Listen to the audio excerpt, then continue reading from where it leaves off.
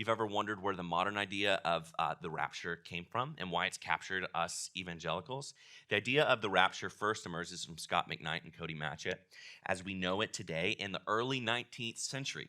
That's the 1800s, from the spiritual vision of a teenage girl at a small revival in Glasgow, Scotland.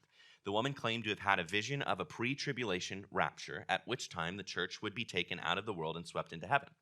British minister John Nelson Darby, having been present for the sharing of the vision, became convinced of its validity and began sharing the vision as truth.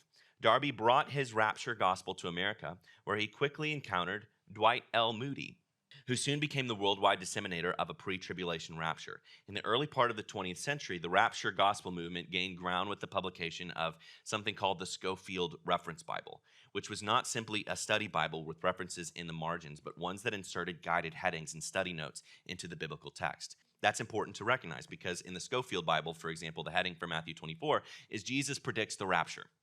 That's not in the text, but it looks like it's in the text, okay? You see how that's confusing? In other words, the rapture gospel movement is a modern phenomenon that was non-existent for 1,800 years of church history before becoming a cultural touchstone in a central tenet of dispensationalist theology in the last 2 centuries. I mentioned that to say that even though it's captured the evangelical imagination, the burden of proof is on the new, not the old.